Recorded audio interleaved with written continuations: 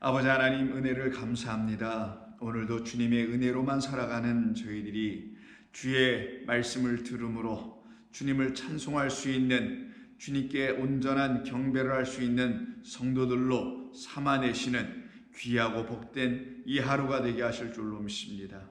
그 일을 이루시고자 우리에게 성령을 보내주시고 성령으로 말미암아 듣게 하시는 당신의 귀하고 복된 말씀을 저희 모든 심령들에게 울려 퍼지게 하여 주시옵소서. 예수님의 이름으로 기도드립니다. 아멘. 자, 하나님 말씀 나누겠습니다. 이사야서 61장 2절입니다. 이사야서 61장 2절 우리 함께 찾으시고 같이 이 말씀을 읽도록 하겠습니다.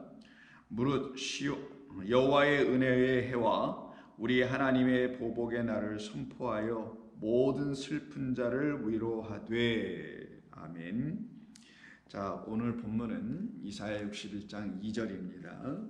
이 2절에 보니 우리 하나님께서 이사야 선지자를 통해서 당신의 아들, 당신의 영으로 우리에게 보내심을 받게 될 그리스도 예수님으로 말미암아 우리에게 전해지는 복된 소식인 아름다운 소식, 복음이 우리에게 전파되면은 우리의 그 상태, 가난한 우리의 그 상태를 마음이 상한 자, 포로된 자, 갇힌 자의 상태라고 했었죠.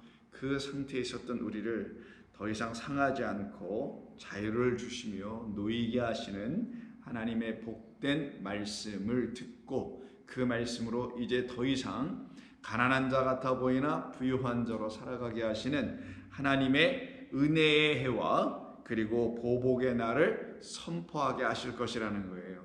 그러면 이 본문에 있는 은혜와 보복의 날을 우리가 듣게 된다면 그 듣는 우리들에게서는 일어나는 일이 무엇이냐면 모든 슬픈 자인 우리가 위로를 받게 될 것이라는 얘기입니다. 근데 그 위로받는 사람들, 그 슬픈 자들이라고 하잖아요. 그럼 슬픔이 기쁨으로 변하겠죠. 그래서 그 다음 3절의 말씀이 무릇 시온에서 슬퍼하는 자에게 화관을 주어 그 죄를 대신하게 하며 기쁨의 기름으로 그 슬픔을 대신하며 찬송의 옷으로 그 근심을 대신하시고 라고 하시는 이와 같은 역사가 우리에게 일어나게 하실 것이다 라는 말씀입니다. 그러면 슬픈 자인 우리가 위로를 받기 위해서는 먼저 우리에게 선행되어야 될 것이 있는데 그것이 바로 하나님께서 선포하시는 은혜의 해와 그리고 하나님께서 선포하시는 보복의 날을 들어야 한다라는 거죠. 그럼 이 은혜의 해와 보복의 날을 하나님의 음성으로 듣게 되는 사람들에게만 그들의 슬픔이 떠나가게 될 것이며 기쁨으로 바뀌게 될 것이라는 것을 말씀해 주는 것입니다. 그렇다면 여호와의 그 은혜의 해와 보복의 날이라는 게 무엇인지를 먼저 알아야 하겠죠. 여호와의 은혜의 해는 무엇이며 하나님의 보복의 날은 또 무엇을 의미하는 것인지를 우리가 깨달아 알아야 할 것입니다. 그러면 여호와의 은혜에 붙어있는 말은 해라는 말이고 또 하나님의 보복의 그 다음에 붙어있는 것은 날입니다. 날과 해는 상관관계가 있죠. 날 없이 해는 이루어질 수 없습니다. 하루하루라는 그런 날이 있어야만이 1년, 2년, 한 해, 두 해 이런 해가 이루어지고 형성이 될 수 있기 때문입니다. 그래서 날로 말미암아 해가 이루어지는 것인데 그러면 날과 해의 관계는 무엇이냐? 근데 우리가 생각할 때 날이 있어야만이 해가 이루어지니 날이 먼저 대두되고 그 다음에 해가 뒤따라 이렇게 와야 하는 것이 순서상 맞는 것 같아 보이는데 오늘 본문의 말씀 2절은요 여호와의 은혜의 해를 먼저 앞에 쓰더라는 거예요. 해를 먼저 썼다라는 거예요. 그리고 보복의 날을 뒤에 썼다라는 것이죠. 이 말씀은 무엇을 의미하냐면 하나님께서 당신께서 우리에게 해 주시려고 하시는 그 일, 거룩한 일, 그것이 무엇인지에 대한 총괄적인 선포, 총론이라고 할까요? 전체적인 메시지, 즉 성경이 우리에게 전해주려고 하는 전체적인 메시지, 총괄적인 메시지는 바로 새로운 해의 삶을 우리에게 주시겠다라는 것인데, 그 새로운 해의 삶을 우리에게 주실 때는 무엇으로 우리가 그 새로운 해를 받게 되냐면 은혜로 받는다라는 거죠. 그래서 은혜의 해라고 말하는 겁니다. 즉 성경은 처음부터 끝까지 하나님의 은혜에 대한 말씀을 증거하는 거잖아요. 하나님은 은혜로우시다, 하나님은 선하시다, 하나님은 인자하시다, 하나님은 긍휼, 불쌍히 여기시고 자비로우시다 라는 이 모든 것을 그냥 은혜라고 일단 설명을 하는 겁니다. 그러면 성경이 처음부터 끝까지 총괄적으로 전체적인 메시지는 하나님의 은혜라는 것이죠. 그래서 우리의 구원은, 우리를 향한 하나님의 구원은, 또 우리가 받은 이 구원은 하나님의 은혜로 말미암은 것이라는 것을 성경이 계속 증거하는 것이죠. 그래서 그 은혜로 말미암아 믿음으로 구원을 얻었나니 이것이 너희에게서 난 것이 아니다 라고 사도 바울이 이렇게 표현하고 그 말씀을 에베소 교인들에게 증거해 주었던 것은, 성경이 말하려고 하는 것은 하나님의 은혜에 관계된 것이다. 그러면 그 은혜를 받는 자들로 우리를 삼아내시면 그런 우리들은 누가 되냐? 은혜의 백성이 되는 거고요. 그들은 하나님의 백성이라고 하는 겁니다. 그런 총괄적인 말씀이 바로 은혜이고, 그럼 세부적인 강론이라고 할 수 있겠죠. 그 은혜를 이루기 위해서, 그 은혜를 우리가 받기 위해서, 그 은혜가 우리의 것이 되기 위해서, 되게 하시기 위해서 하나님께서 하시는 일이 무엇이냐? 보복이라는 겁니다. 이 보복의 날이 우리 가운데 오게 될 거라는 거예요. 그러면 실질적으로 행하시는 것은, 행동 강령처럼 보여지는 것은 보복이고요. 그 보복으로 말미암아 우리에게 주어지는 것이 바로 은혜이다라는 거예요. 그러면 우리는 모두 다 하나님의 보복으로 말미암아 그 은혜를 받은 자들이 된다는 것입니다. 보복이라는 게 뭡니까? 대적 원수와의 싸움을 보복이라고 합니다. 대적 원수, 우리를 해하는 자, 우리를 사망에 이르게 하는 자, 하나님의 나라에 이르게 하지 못하는 어떤 자, 이 자가 바로 원수 아니겠어요? 우리의 대적이죠. 그 대적과 우리 하나님께서 싸우셔서 그에게 갚아주시겠다. 우리를 위하여 우리에게 있는 그 원수, 그것을 갚아주시겠다. 그 일이 일어나면 그때 우리가 하나님이 행하신 일이 무엇인지를 알게 됨으로 말미암아, 하나님이 결국은 나에게 은혜 주시려고 하신 것이었구나, 결국 나를 구원하시려고 하셨던 것이었구나 라는 걸 알게 되는 것입니다. 그런데 이 은혜라는 말이 우리 히브리어로 표현한다면 헨이라는 게 있어요. 헨, 이건 이제 은혜입니다. 그런데 이 헨 말고 또다시 은혜라는 말로 번역할 수 있는 말이 헤세드라는 말도 있어요. 그러면 헤세드는 인자, 은혜, 긍휼, 자비 여러 가지로 번역을 하거든요.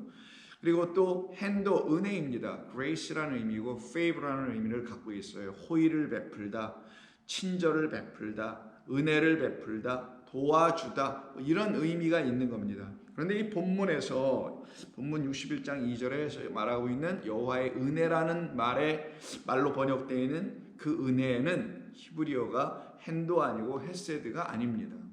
여기서 사용된 말은 라촌이라는 단어를 씁니다. 라촌.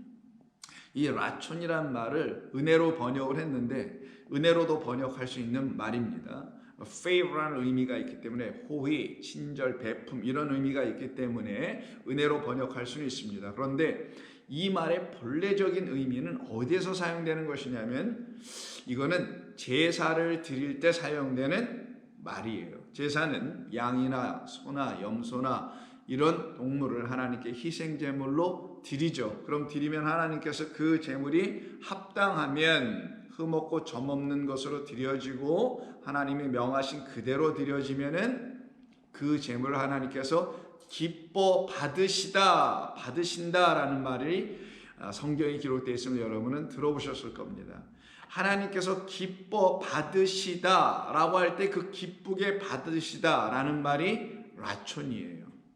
그러니 이 말씀 라촌은 사실 어떤 의미가 있냐면 받으시다, accept, 아니면 acceptable 이런 말이에요. 그러니까 수락하다, 받아들이다, 환영하다, 기쁘게 거두어들이다, 취하다, 내 것으로 취하다. 하나님께서 제사를 내 것으로 받아들이다. 하나님께서 우리가 드린 제사를 하나님께서 기뻐히 환영하여 받아주시다, 취하시다. 이런 의미가 있는 단어를 라촌이라고 하고, 거기에서 그 라촌을 어근으로 삼는 동사가 라차라는 동사, 받아들이다, 수락하다, 환영하다, 취하다라는 동사에서 나온 겁니다. 제사 용어인 것이에요. 자, 그 말을 전제를 하고 이 본문의 의미를 우리가 이해해야 하는 것입니다. 여호와의 은혜의 해라라는 말씀은 하나님께서 우리를 통하여 받으시는 어떤 제사가 있는데, 그 제물을 통하여 드리는 제사가 있는데, 그 제물로 그 제사를 온전히 드리게 되는 그때에 우리에게 새로운 해가 임하게 될 것이다 라는 걸 전제하는 거예요. 그것이 바로 이스라엘 백성들에게 레위기를 통하여, 출애굽기를 통하여 제사법을 주셨던 이유이기도 한 겁니다. 제사법을 주셨던 것은 하나님께서 우리에게 주실 참된 진짜 제물로 말미암아 우리가 그 제물을 넘겨받아 그 제물로 하나님께 영광의 제사 예배를 드리게 되는 그때의 그 날, 그 새로운 날로 시작되는 새로운 인생의 삶의 시작, 하나님의 백성들의 삶의 새로운 해가 열리는 그 시작, 이 날을 갖다가 은혜의 해라고 지금 말씀하려고 하는 것입니다.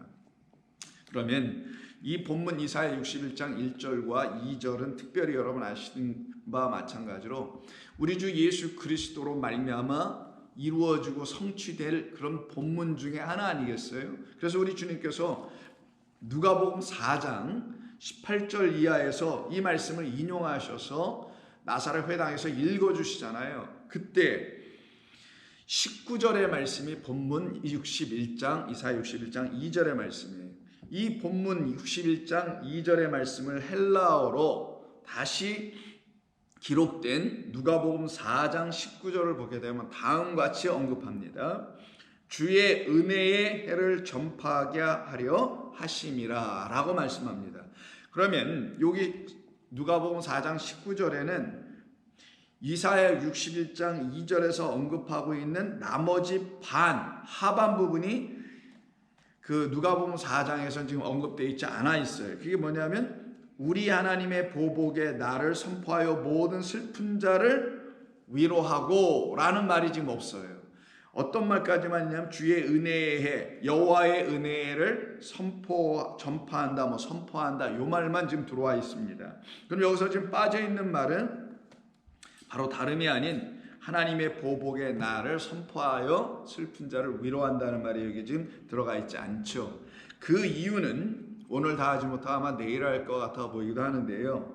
주의 보복의 날, 하나님의 보복의 날을 선포하여 슬픈 자를 위로한다는 그 보복이 빠진 이유는 그 보복을 누가 이루시는지를 알려주시려고, 곧 이 말씀을 읽고 계신 당신이 지금 그것을 완성하시려고 오신 것이다. 자, 그럼 아까 제가 총론과 강론을 말씀드렸죠.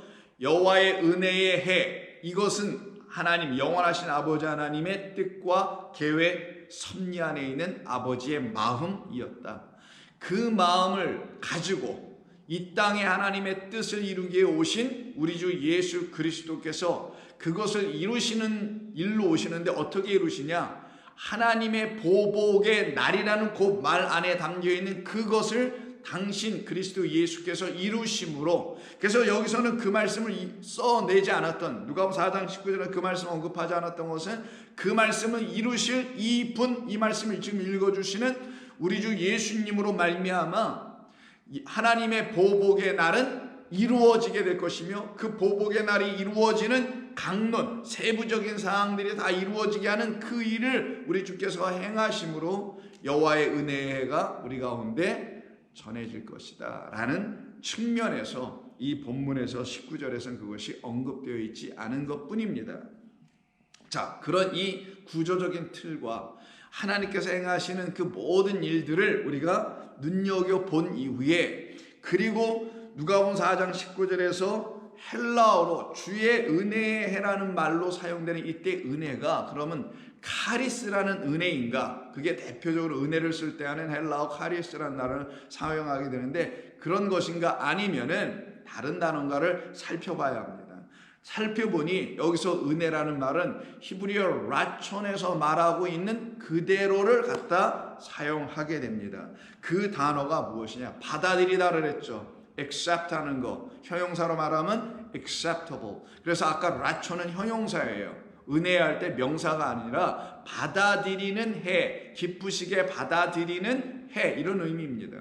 그 말을 그대로 사용하여 헬라어로 번역도 마찬가지로 똑같이 하게 됩니다. 자, 그래서 주의 은혜라는 이 말을 데크토스라는 헬라어로 사용하게 되는데 이 데크토스가 바로 받아들이다, 영접하다, 수락하다, 취하다, 기쁘게 취하다 뭐 이런 의미가 있는 거예요. 그러면 우리 주님께서 이 땅에 보내심을 받고 오셔서 이 나사렛 회당에서 당신의 고향이잖아요. 그죠? 이 말씀을 읽으신 이유가 뭐겠어요?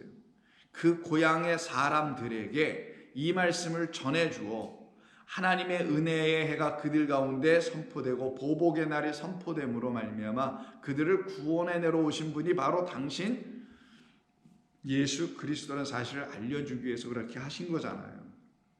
그럼 이 말씀을 들으면 그들이 그 말씀을 이루기 위해서 이 땅에 오신 그 분을 영접해야 되는 게 맞겠죠. 그런데 이들이 어떻게 합니까? 영접하지 않고 오히려 나사렛 회당의 사람들이 예수님을 절벽으로 끌고 가서 그 위에서 뒤로 밀어 떨어뜨려 죽이려고까지 하는 일이 벌어지지 않습니까? 그럼 그들은 영접하지 않는 자가 된단 말이에요. 영접하지 않게 되죠. 그래서 곧바로 23절 이하에서 예수님께서 어떤 말씀을 하시냐면 예수께서 그들에게 이르시되 너희가 반드시 의사야 너 자신을 고치라 하는 속담을 인용하여 내게 말하기를 우리가 들은 바 가버나움에서 행한 일을 내 고향 여기서도 행하라 하리라.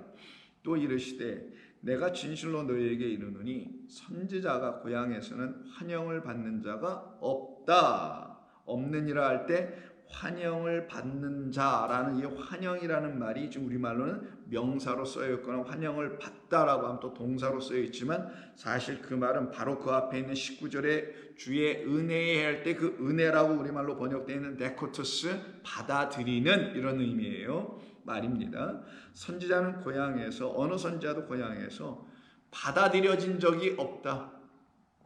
선지자들은 고향에서 받아들인 자가 없었다 이런 얘기예요. 내가 참으로 너희에게 이르노니 엘리야 시대에 하늘이 3년 6개월간 닫히어 온 땅에 큰 흉년이 들었을 때에 이스라엘에 많은 과부가 있었을 때 엘리야가 그중 한 사람에게도 보내심을 받지 아니하고 오직 시돈 땅, 여기는 엘리야의 고향이 아니에요. 여기는 이방 땅이거든요. 다른 사람들이 사는 곳이죠. 시돈 땅에 있는 사랍다의 한 과부에게 뿐이었으며 또 선지자 엘리사 때에 이스라엘에 많은 나병 환자가 있었으되 그 중에 한 사람도 깨끗함을 얻지 못하고 오직 수리아 사람 나만 뿐이었다라고 하는 말을 지금 쓰십니다. 왜 그러냐면은 우리 예수님께서 이 말씀을 전해 주셨을 때 사람들이 그 회당, 나사렛 회당 안에서 반응이 둘로 나눠졌는데 그 반응이 바로 반응을 기록한 곳이 22절이고 9절 한번 먼저 볼게요. 그들이 다 그를 증언하고 그 입으로 나오는 바 은혜로운 말을 놀랍게 여겨 이르되, 놀랍게는 여겼는데 이 사람이 요셉의 아들이 아니냐라고 말을 하더라는 거죠. 결국 그냥 한 사람의 아들로만 생각하고 말았다라는 거예요. 그 이유 때문에 28절에 어떤 사건이 벌어지는 거예요. 회당에 있는 자들이 이것을 듣고 다 크게 화가 나서, 왜? 화가 났죠. 우리는 택한 백성, 하나님의 자손들, 뭐 이렇게 어떤 자부심을 갖고 있는 성민이라는 어떤 그런 존재의식을 갖고 있었던 이들을 향하여 엘리야 시대에 3년 6개월간 하늘이 닫혔을 때에 왜 엘리야를 하나님께서 다른 사람은 다 제껴놓고 이스라엘 많은 과부가 있었지만 오직 이스라엘 땅이 아닌 시돈 땅에 있는 어떤 사렙다 과부에게 왜 엘리야 선지자는 보냄을 받았을까? 이 말을 던져버렸단 말이에요. 그들에게. 엘리사 때도 마찬가지로 왜 이방인 그 나아만 장군의 나병만 깨끗하게 되고 다른 사람들은 깨끗함을 잊지 못하도록 엘리사는 왜 그 사람을 만나게 하셨을까? 이런 말을 던지니 이들이 아주 듣기에 싫고 거북했던 거죠. 그래서 회당에 있는 자들이 이것을 듣고 크게 화가 났던 겁니다. 그리고 그들이 하는 일이 일어나 동네 밖으로 쫓아내어 그 동네가 건설된 산 낭떠러지 끝으로 끌고 와서 밀쳐 떨어뜨리고자 하되 예수께서 그들 가운데로 지나서 가시니라. 결국은 하나님의 은혜의 때라는 말씀, 그 하나님의 은혜의 때라는 것은 당신께서 보내신 당신의 아들을 영접하는 자들 안에 하나님께서 어떤 일을 행하시냐? 바로 내가 보낸 내 아들을 너희가 하나님이 우리에게 주신 선물이군요 라고 이렇게 영접하게 되는 그들을 내가 기쁘게 받으시겠다. 누구와 함께?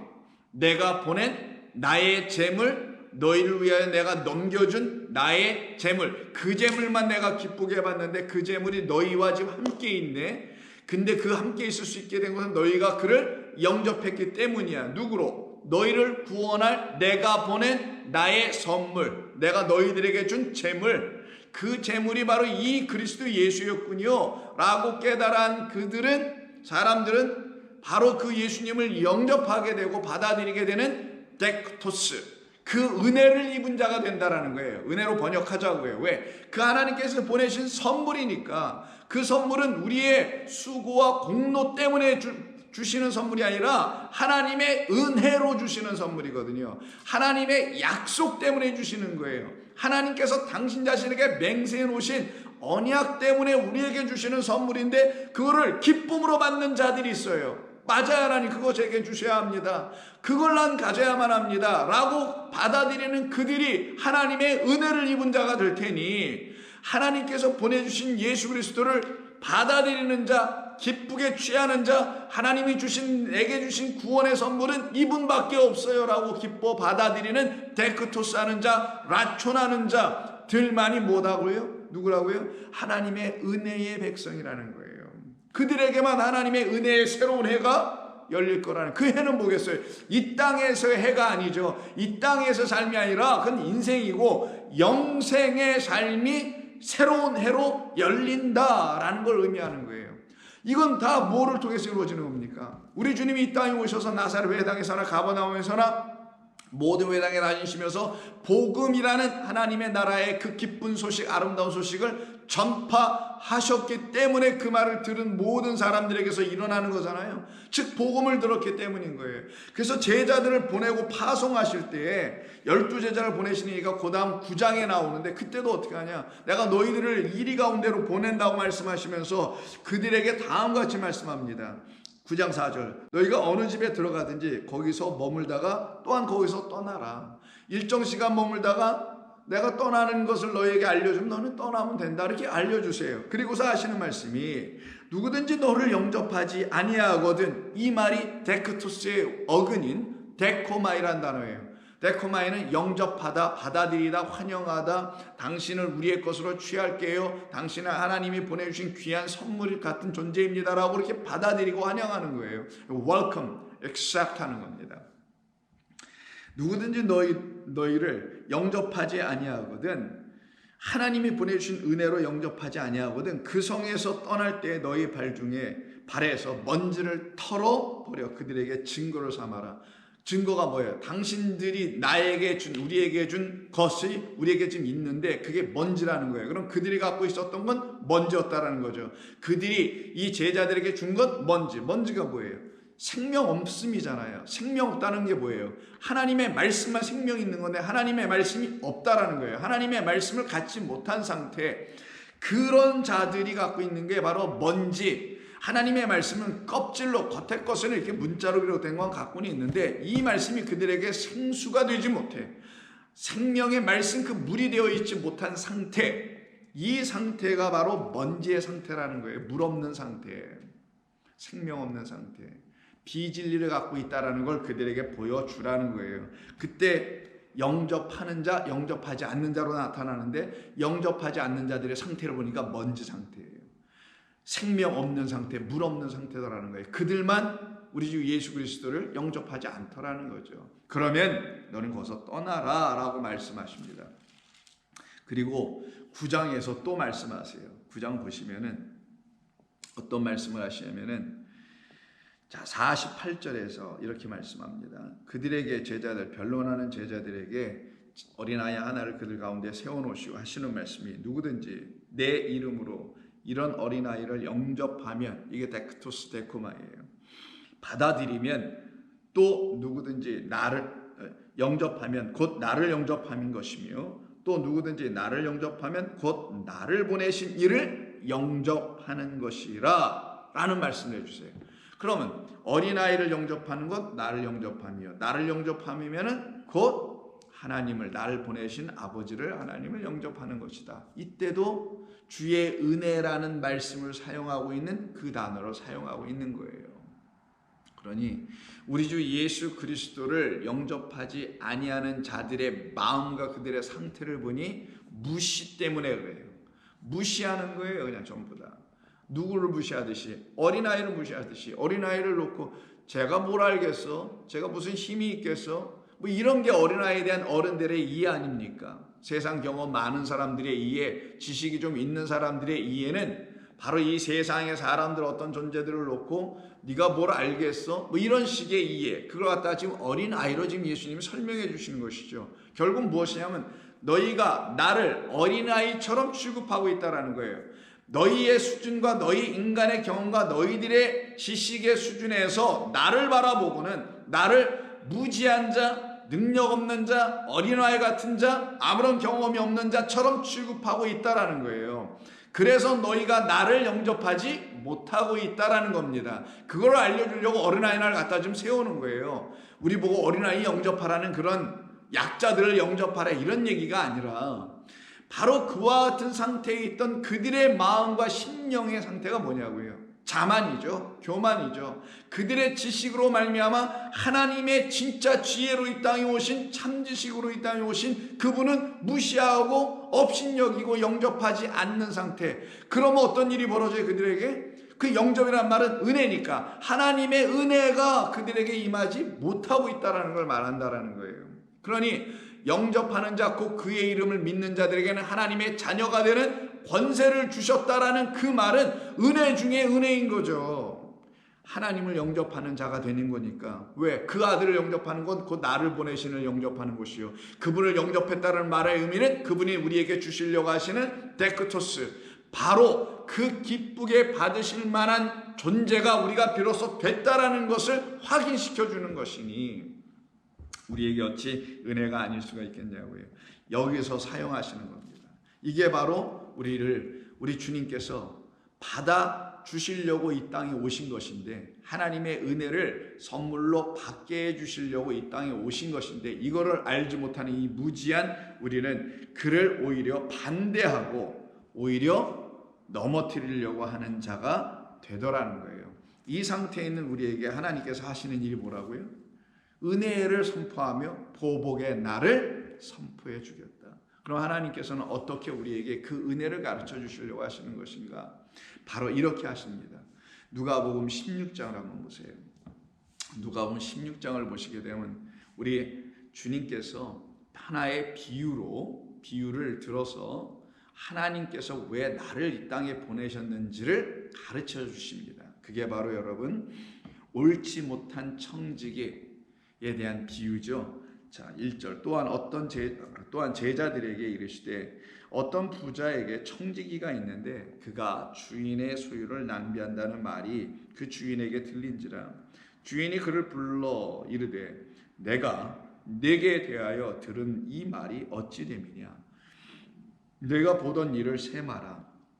청지기 직무를 계속하지 못하리라 하니, 청지기가 속으로 이르되 주인이 내 직분을 빼앗으니 내가 무엇을 할까? 땅을 파자니 힘이 없고 비로 먹자니 부끄럽구나. 내가 할 일을 찾았도다. 이렇게 하면 직분을 빼앗긴 후에 사람들이 나를 자기 집으로 영접하리라. 영접하지 않는 자들만 계속 만나고 있잖아요. 지금 우리 주님께서. 제자들도 영접하지 않아? 당신도 영접하지 않아? 당신을 영접하지 않으니 당신의 제자들은 더 영접하지 않겠죠. 그 영접하지 않는 데크투스, 하나님의 은혜가 무언지를 모르고 있는 그들에게, 즉 영접이라는 말은 하나님께서 죄인인 우리를 당신의 의로운 백성으로 삼겠다라는 걸 영접이라고 하는 거예요. 그 영접, 하나님의 영접을 가르쳐 주려고 우리를 향하신 하나님의 그 영접하심, 우리를 받아들여 주심을 가르쳐 주시려고 우리 주님께서 이 땅에 오셔서 복음이라는 하늘의 말씀을 가르쳐 주는 건데, 그 말을 받아들이질 않아, 영접하질 않아요. 그로 인해서 하나님의 그 영접 밖에 있는 자들이 되어 있는 이 땅의 사람들에게 보냄을 받은, 여기 지금 청지기라고 비유로 말씀하신 당신 자신, 불의해 보이는 청지기가 등장을 하는데, 이 청지기가 하는 일을 한번 볼게요. 그러면 이 말을 통해서 드디어 영접이 뭔지를 알 수 있게 됩니다. 나를 자기 집으로 결국은 영접하게 하리라. 결국은 4절 이 일을 이루기 위해서 하나님은 나를 보내신 거예요. 너희들이 나를 영접하게 한 그 일이 하나님의 뜻이고, 그 일이 우리 모두에게 일어나야 된다는 걸 말하는 겁니다. 그럼 어떻게 하면 이들이 그 불의한 청지기, 여기 청지기라는 곧 직무를 빼앗기게 될 이 청지기를 영접하도록 이 청지기는 나름 지혜롭게 하려고 하는 건가? 라는 그의 계책을 한번 들어볼까요? 5절. 주인에게 빚진 자를 일일이 불러다가 먼저 온 자에게 이르되 네가 내 주인에게 얼마나 빚졌느냐? 말하되 기름 100마리니이다. 100마를 지금 주인에게 빚졌고요. 이 빚진 자를 관리하는 자가 이 청지기예요. 근데 이 청지기가 제대로 일을 못하고 있다라고 지금 사람들이 막 그를 고소했다라는 거예요. 그런 고소를 받은 그가 진짜 일을 못하고 있음을, 겉으로 볼 때는 못하고 있음을 이렇게 좀 보여주는 건데, 빚진 자를 데려다가 어떻게 하냐? 내가 얼마나 빚졌느냐? 말하되 기름 100마리니이다. 이르되 그러면 여기 내 증서를 가지고 빨리 앉아 50이라 써라.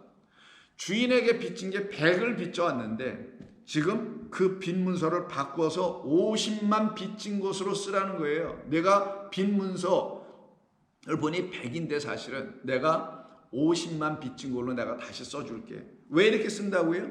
이렇게 잘 해줘야지. 나중에 이렇게 잘 해주면은 주인한테 이 청지기는 어떻게 되겠어요? 너 어떻게 내 재산을 가지고 이렇게 탕진해서 어떻게 하겠어요? 이 청지기를 해고시켜버리겠죠. 해고는 주인으로부터 맞지만 이 빚문서를 다시 다 거짓된 게 아니라 거짓된 게 써준 거는 그렇지만, 이 빚을 진 사람들, 빚을 진 사람들의 입장에서 볼 때는 이 청지기는 어떻게 해요? 너무나 좋은 사람 아니냐고요. 자기들의 빚을 새롭게 그냥 해줬으니까, 탕감해줬으니까. 그러니까 이 사람들이 나를 나중에 영접하게 될 거야 라는 그들 빚진 자들의 수준에서 볼 때 이 청지기를 영접할 수 있도록 하게 하는 나름의 전략, 계책을 지금 여기서 우리에게 비유로 설명해 주는 거잖아요. 자, 그래서 주인에게 50만 빚진 걸로 써줬어요. 이 뭐 땡 잡은 거죠. 이 빚진 사람은 갑자기 100에서 50으로 뚝 떨어졌으니까. 두 번째 사람이 또 있습니다. 7절. 또 다른 이에게 이르되 너는 얼마나 빚졌느냐? 이르되 밀 100석입니다. 이르되 그러면 내 증서를 가지고 이제 80이라 쓰라 라고 80이라고 써요. 그러면 첫 번째 사람은 기름을 빚진 사람은 50만 빚지게 된 거고, 이 사람은 20탕감 받고 80만 빚진 자가 되게 된 거잖아요. 그럼 이도 큰 은혜를 받게 되네요. 누구로부터? 이 청지기로부터. 주인의 입장에서 볼 때는 불의해 보이지만, 불의한 자처럼 보이지만, 이 빚진 자들의 입장에서 볼 때는 의로운 자로 보이게 되네요. 그럼 자기 자신이 정말 빚졌다라는 걸 아는 사람들에게는, 지금 성경이 말하려고 하는 것은 내가 정말 어떤 차원의 빚을 진 것이라는 걸 아는 그 사람들에게는 그 빛을 탕감하러 이 땅에 보내심을 받고 오신 분이 우리 주 예수님이었고, 그만이 나의 빛을 이렇게 탕감해 줬으니 그는 그 주인의 입장에서 볼 때는 불의하지만 우리 빛을 탕감받은 우리의 입장에서 볼 때는 참 의로우신 분이었구나. 그럼 그가 탕감해 준 빛이 뭐냐? 죄 용서요. 우리를 사망에서 생명으로 옮겨주는 그 제물 되어 줌. 그가 제물 되어 드려짐으로 우리의 빛, 영원한 빛을 갚아주시겠다 라고 하는 그 일을, 그 불의해 보이는 자, 주인의 입장에서는 불의해 보이는 자지만 우리가 볼 때는 너무나 합당한 자네, 너무나 고마운 자고 의로운 자네 라고 생각하는 그 빚진 자들에게만 이 청지기의 비유는 복음으로 들려지며, 이 청지기는 복음을 주는 자로 들려지게 되는 거예요. 우리 주 예수님은 바로 그 청지기가 되는 것이며, 우리 주 예수님은 바로 그 불의한 청지기 같아 보이나 그 사람들에게 있어서는 누구? 빚진 자들에게 있어서는 의로운 청지기로 보여지게 되는 것. 구원을 받게 될 하나님의 백성들에게 있어서 우리 주 예수 그리스도는 참 생명의 아들로 영접이 되는 것이나, 그렇지 않은 사람들에게는 여전히 불의한 자로 보여지게 될 거라는 것을 말하기도 하는 겁니다. 이때에 새로운 증서를 써주잖아요. 옛 증서, 새 증서가 있어요. 본래 증서는 전부 다 100이에요. 100을 빚졌어요. 그걸 옛 증서로 합시다.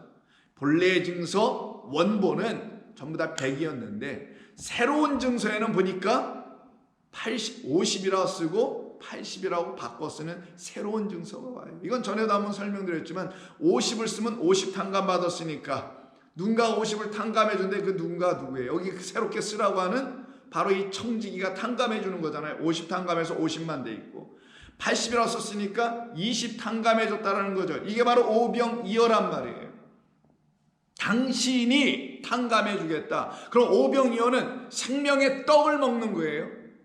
이걸 먹어야 안 죽어요. 그 하나님의 말씀을 하나님이 주시는 생명의 떡으로 못 먹으면 안 된다는 거예요. 그게 뭐예요? 마귀가 뭐라는 게 있어요? 돌을 떡으로 만들어 했을 때 여호와의 입에서 나오는 생명의 말씀을 먹어야 해. 그 말씀으로만 살아나야 해. 그 말씀이 바로 당신 자신 오병이어 그 떡이란 말이에요. 그 떡으로, 그 말씀으로만, 당신 자신으로만, 그게 오병이어 50탕감 20탕감, 내가 너희를 탕감해 주는 건 내가 그 떡이면 내가 그 하나님의 말씀이야. 그 말씀이 너희들의 이 백을, 너희들의 이 빚진 상태를 완전히 탕감해 주며 온전케 해줄 거야. 그래서 이들은 새로운 증서를 갖게 돼요. 이 증서를 6절에서 뭐라고 하냐면, 내 증서를 가지고 빨리 앉아 50이라 쓰라면 새롭게 50이라 쓴 증서를 이들이 갖게 되죠. 이때 가지고라는 이 말이 데코마이, 데코토스, 은혜라고 번역한, 받아들이다, 영접하다.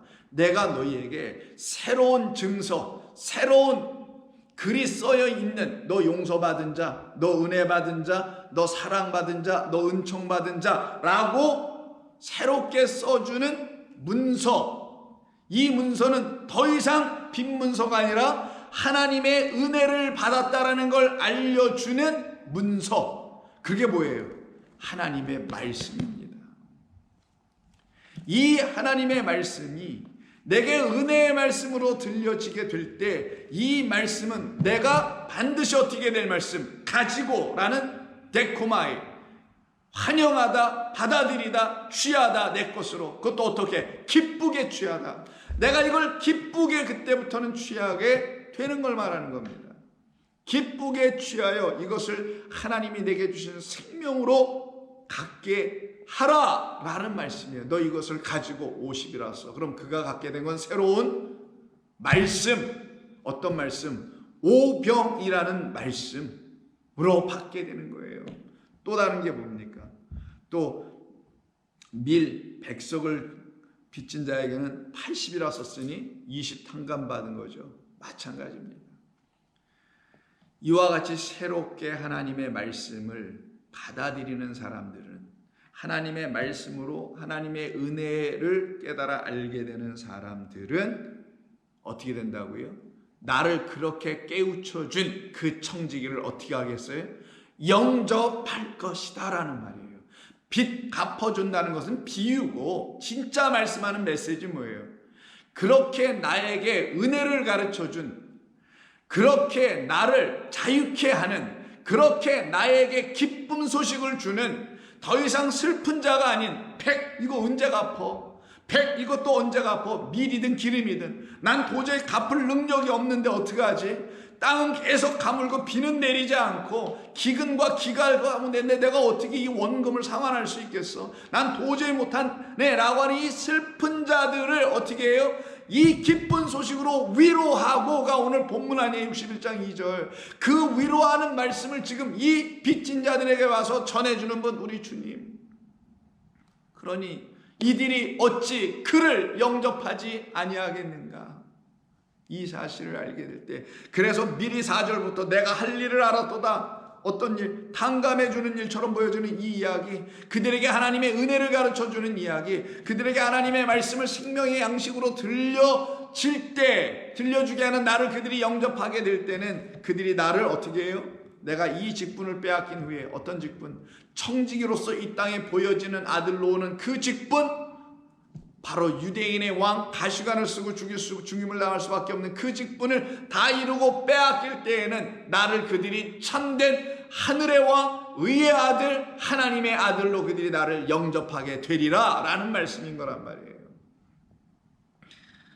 그래서 그들이 전부 다 새로운 것을 갖게 되는, 이게 단순히 가지고라는 말이 아니라, 단순히 취했다라는 말이 아니라 그를 영접했다. 누구로? 우리에게 새로운 은혜의 말, 복음을 주시는 분으로 영접했다. 나 같은 죄인 살리러 오신 나의 무지한 자를 하나님의 지혜로 그 영을 가진 자로 만드시기 위해서 오신 그분을 나는 이제 영접했다. 난 그분의 말씀을 이제는 50과 20으로 난 갖고 있다. 완전한 말씀으로 갖고 있다 라는 거예요. 8절, 주인이 이 옳지 않은 청지기의 일을 이 나쁜 놈 이렇게 하지 아니하고 지혜 있게 하였으므로 칭찬하였으니 이 세대의 아들들이 자기 시대에 있어서는 빛의 아들들보다 더 지혜로웁니다. 얼마나 지혜롭게 한 거냐고요. 이게 하나님 보시기에 정말 지혜로운 거잖아요. 세상의 주인과 세상의 청지기들은 이런 일 안 합니다. 이런 일을 할 수도 없고 하지도 않고, 오히려 그 빚을 진 자리 원금을 못 갚는 정도가 아니라 거기에 이자에 이자를 쳐가지고 더 어렵게 만들잖아요. 그런데 이 주인은 그런 주인이 아니고 은혜의 하나님, 사랑의 하나님이라는 그 주인입니다. 그 주인이 이 옳지 않은 청지기가 그 일을 지혜롭게 했다는 것을 알고서는 칭찬을 해줘요. 그리고는 9절에서 다음과 같은 말씀을 줍니다. 내가 너희에게 말하노니, 우리 예수님께서 이 비유의 끝에 이 비유를 내가 왜 얘기하는지 알아? 라고 하시면서 가르치시는 거예요. 너희에게 말하노니 불의의 제물로 친구를 사기라. 이게 무슨 말이겠어요? 이 탕감받은 자들은 전부 다 주인의 입장에 볼 땐 불의한 제물을 가져버린 거잖아요. 주인의 것 100을 갖고 와서는 시침이 뚝 떼고 50만 가지고 왔어요 라고 말하는 불의한 자들이 다 됐잖아요. 그럼 그들이 갖고 있는 재물, 그 재물은 누구 거예요? 본래가 주인 것이었죠. 왜? 주인에게서 빌려 왔으니까 그 차용해서 가져온 주인의 재물 100을 뚝 잘라가지고 50으로 갖고 있고, 잘라버려가지고는 나 80만 갖고 80만 빚졌어요 라고 50만 빚졌어요 라고 하고 있으니 이들이 갖고 있는 재물은 온전한 재물이 아니요 불의한 재물이잖아요. 그러니 이 불의한 재물 50과 불의한 재물 80, 이 80으로 그 친구를 사기라. 친구 누구? 바로 다른 친구가 아니죠. 그들을 탕감해준 청지기를 친구로 삼아라. 즉 이 불의한 재물로 친구를 사기라. 그리하면 그 재물은 결국 또 없어질 것이다. 100을 50으로 줄여줬지만 50도 결국 그 50을 탕감해 주는 것으로 다 없어질 것이고 80으로 지금 불이하게 갖고 있는데 20 슬쩍 해놓고 80으로 갖고 있지만 그거 불이해 보이는 주인 거 슬쩍 해놓고 불이해 보이는 그 재물도 결국 누구로 이 재물을 그렇게 탕감해 준 그 친구 될 누구 그리스도 예수님이 이 청지기로 말미암아 전부 다 없어지게 될 때에 다 사라지게 될 거니까 무슨 말이겠어요? 이 하나님의 말씀 성경이 그리스도 예수라는 오병과 이어로 완전히 풀려지게 되면 남은 5와 남은 8이 다 5와 2로 짝이 서로 되어 완전히 하나님의 거룩한 말씀으로 생명의 말씀으로 영생의 말씀으로 우리에게 정확하고도 온전하고 생명 있게 전해지게 될 것이다. 그걸 놓고 불의의 제물로 친구로 사귀라. 그리하면 그 제물은 때가 되면 다 없어질 것이다. 하나님의 말씀이 우리에게 온전히 들려줄 것이다. 그들이 너희를 그러면 영주할 초소로 영접하리라. 이때 지금 영주라고 표현했는데 이 영주라는 말보다는 영주할 처소라고 되어 있는데 영원한 장막이에요. 원래는 아이오니온 스케노스입니다. 그럼 영원한 장막으로 영접하리라. 그들이 너희를 영원한 장막으로 영접하리라. 바로 이와 같은 말씀입니다. 그래서 결국 영접하는 것 뭐겠어요? 그 은혜의 해로 말미암아 그 영원한 나라로 들어가는 걸 말하는 거예요. 그게 우리 주님께서 우리에게 알려주시려고 하시는 은혜의 해. 그럼 이 은혜의 해는 우리에게서 선포되어 올 거 아니겠어요? 왜? 복음이니까. 그럼 그 은혜의 해를 통하여 하나님의 은혜의 복음을 듣게 되며 그 은혜의 복음을 듣는 사람들은 그 말씀으로 말미암아 결국 이렇게 전부 다 영접하는 자들이 되겠죠. 하나님을 영접하고 하나님을 받아들이고 우리 주 예수 그리스도를 영접하고 우리 주 예수 그리스도를 생명의 말씀 진리로 영접하는 일이 일어나겠죠. 바로 그 일이 우리 가운데서 일어나도록 하나님께서는 교회를 세우시고 이 교회를 통하여 복음을 우리에게 전파하여 우리로 하여금 계속 듣게 하게 합니다. 그러면 우리는 정말 어떤 일이 벌어지냐? 하나님의 그 은혜의 해가 우리 가운데 들어오게 되며 그리고 그 강론인 세부적인 사항인 은혜를 이루기 위한 세부적인 사항이 보복의 날이 또 무엇인지를 우리에게 온전히 알려주셔서 하나님이 행하신 일은 참으로 신묘막측하신 일이었구나. 그 지혜는 성령이 아니고서는 깨달아 알 수가 없는 것이구나라는 걸 우리가 고백하게 됩니다. 그 고백에 이르지 못하고 있었던 베드로라는 사람을 하나님께서 이제 성령을 그에게 부으시고 그로 하여금 바로 이 은혜의 해를 선포하여 그 은혜의 백성들로 만들어가는 그 사도로 하나님께서 쓰시는 말씀이 사도행전에 언급됩니다. 그 말씀은 내일부터 또다시 말씀을 나누며 보복의 날이 또 무엇인지를 함께 상고해 나가는 시간 갖도록 하겠습니다. 기도합니다. 하나님 고맙습니다. 오늘 저희들에게 주시는 이 말씀을 통해서 하나님의 거룩하시고 존귀하신 뜻이 무엇인지를 우리 모두가 알아갈 수 있도록 저희들에게 은혜의 해와 보복의 날로 찾아오시는 우리 주님께 감사합니다.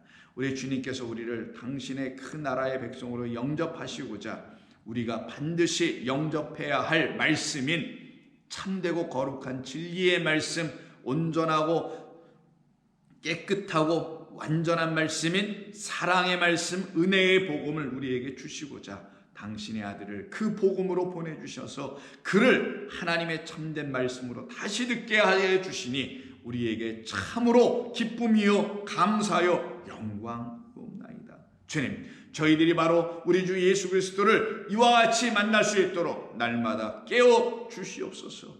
우리 주님 예수님의 이름으로 기도하옵나이다. 아멘.